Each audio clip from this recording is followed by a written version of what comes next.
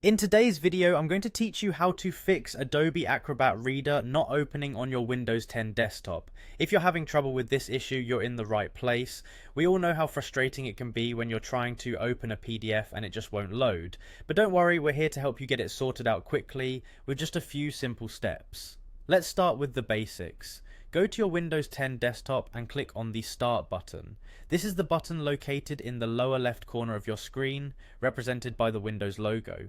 Once the Start menu is open, take a moment to locate your Adobe Acrobat Reader app icon. If you have many applications and can't see it immediately, you can type Adobe Acrobat into the search bar to find it quicker. Once you spot the Adobe Acrobat Reader icon, hover over it with your mouse and perform a right click on the icon. This will open up a context menu where you'll see several options. Look for the option labeled More, hover over More, and from there you will see another sub-menu. In this sub-menu, select Run as Administrator. This is a crucial step because running the application as an administrator gives it additional permissions that might be required to open the program correctly. Now, as soon as you click Run as Administrator, you might encounter the User Account Control dialog box popping up on your screen. This is a Windows security feature asking for your permission to allow the program to make changes to your device.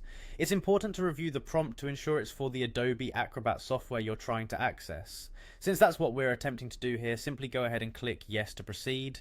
With these steps, Adobe Acrobat Reader should start up without further issues. However, should you experience persistent problems, it might be worthwhile to ensure the software is up to date or even consider reinstalling it as a last resort.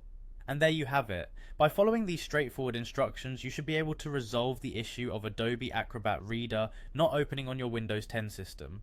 Remember, tackling technology issues can sometimes require a bit of patience, so don't be discouraged. Feel free to revisit this video if you need a refresher on the steps. Thanks for watching, and I hope this guide was helpful in resolving your Adobe Acrobat Reader issues.